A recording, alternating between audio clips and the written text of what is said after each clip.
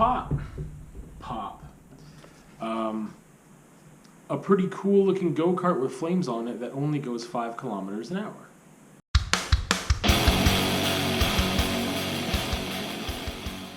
So I'm going to talk about Pop, and because there's a lesson to be learned here, I usually don't talk about things that I find really mediocre unless they're very, very in the cultural zeitgeist or like a touchstone or very popular.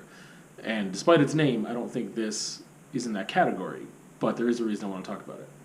So, Pop is, as you can see, comic. This is the trade paperback edition of the collection. This is all there is. I believe it was 6 issues, and I should have had that information ready to go, but I don't. And I'm trying to vamp while I figure that out. It looks like it was... I don't know. It doesn't say. The last one says finale.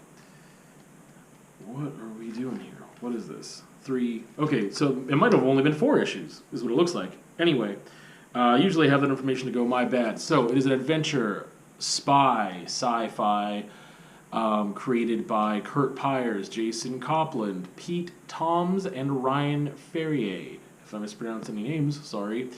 Dark Horse put it out, Dark Horse Comics, and it was released in 2015. So one of the things that I talk about every time I review comics or graphic novels is the artwork, because that is the thing that attracts me first. That is also what attracts me to a lot of books. When I'm like walking around, I'm like, oh, what is that cool book, right? There are some things where the reputation precedes itself, like classic literature. I'm like, oh, I should read Moby Dick. It has nothing to do with the cover art. Or like, to give examples of like comics and stuff, like The Crow or V for Vendetta. These are things that I had seen the movie adaptations and really enjoyed them, and it was like reputation precedes itself, or it's just something I hear about culturally, and I want to get into the origin or the text, and I want to go back to the beginning and the original created version of things. So, but this was just like a cool looking one that I found, which is what happens a lot of the times, especially with comics for me, is that I'm just in my local comic store, Showcase Comics, just what's up, little shout out there, and I see something that looks cool. This looks really cool. It has nice, glossy, cool looking cover, and the back, which is what we're going to talk about in a bit here, has some great blurbs.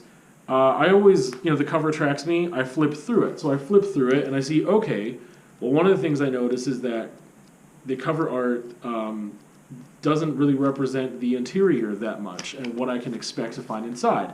But I was okay with that. I was like, this got a kind of pulp retro feel. It's still cool. I still like the art inside. It's not amazing and definitely not what I expected from the cover, because the cover in like... It just seems way more contemporary. It doesn't give off that pulp, retro, 60s, 70s vibe that the art inside is kind of drawing from. Let's talk about the story, because that's the thing, art and story. So that's what attracted me to pick it up at first, and then I read the back.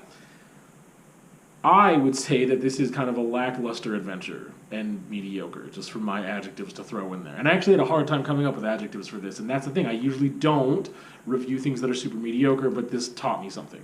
This also is one of like maybe the first 3 kind of comics I picked up as an adult.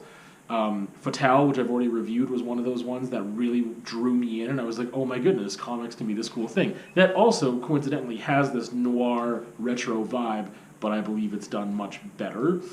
But it is a whole different story as well. So anyway, what if the world's pop stars and celebrities were literally products grown by the world's wealthiest, i.e. most depraved, minds, and one of them escaped? Smart and savage, sexy and scathing, Pop is a white-knuckled thrill ride through the marketing master, technologically tethered tragicomedy we call life. There's more things here. There's 3 more like endorsement blurbs, but that is like from publishers or whoever, right?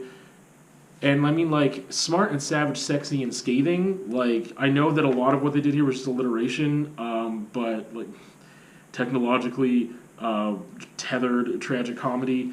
But I mean, I would say it's neither smart nor savage nor sexy or scathing. It is none of those things, in my opinion. And we always keep the sneezes in here, and I'm about to do that. Whoa! I did it. Okay, anyway. So, what is it? It's got a 60s, 70s vibe. It's, again, retro pulp feel to it. Basically, you have a pop star / celebrity who is grown in a lab, and then they escape. By the way, there's no spoilers here. And then there's like a chase, and it's kind of like this weird spy sci-fi feel. Yeah. That's basically what I can tell you about the story without any spoilers, but it's just, the cover art of each issue is cool, and like the cover of the whole thing is cool. The art inside is not amazing. I don't feel like the panels are super dynamic. I feel like a lot of them are very, what's the word I want to use? They don't catch me optically. It doesn't make me want to turn the page and keep moving. It just, they're very basic. Like the layout is one thing that also I could pick upon being like really great about a comic book, and this one is not. The story is just slow. Like, the concept is really cool. The execution wasn't there. And the art for me wasn't good enough. Again, the art, the layout, and the story just weren't cutting it. They were really mediocre. I don't think I would ever take the time to read this again. It probably would not take more than half an hour to do so if I wanted to. But it just wasn't worth it for me. Like, it's just not that great. Target audience would, I think, someone who enjoys retro vibes in comics, but this is a contemporary, I guess, take on that. It's more retro than it is contemporary for sure. But it has those old school vibes. There's little payoff here. If you can't handle too much excitement, then pick this thing up. There's not a lot happening. It's not a crazy suspense thriller, but it's framed like it should be that. And it's not. Some of these panels just seem like not that exciting. Here's one that could be super awesome and dynamic and like thrilling as just like a panel, and the artwork, and it looks like a study. It doesn't look finished, and the colors do not pop off. I like the color palette of this, but when there's an opportunity like that to be really vibrant and bright, where it would have made sense to do so, they just didn't.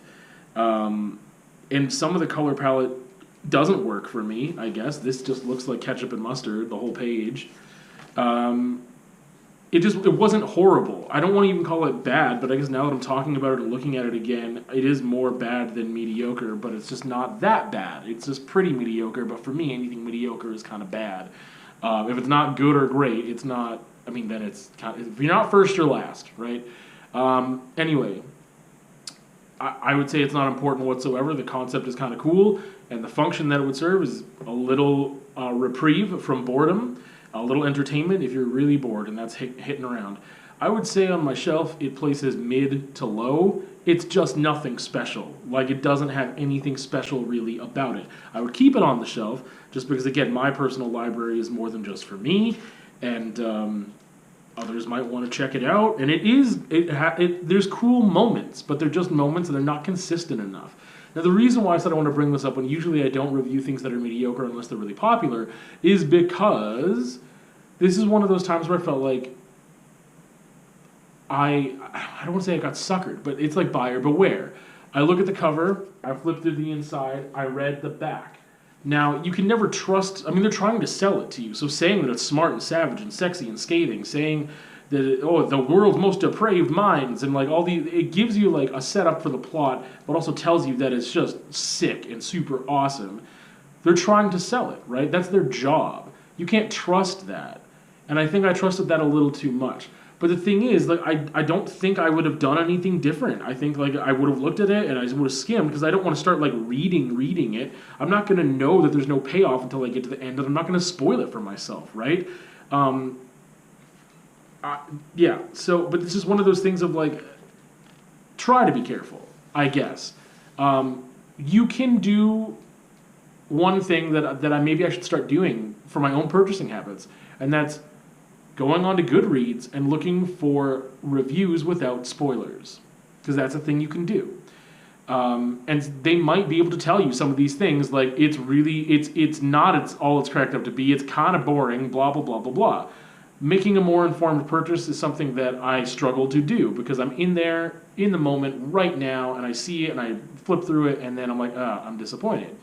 Again, not disappointed enough that it's off the shelf, but it doesn't live up to what it presents itself as. Not just my expectations were based off of what it's presenting itself as, and it didn't hit the mark.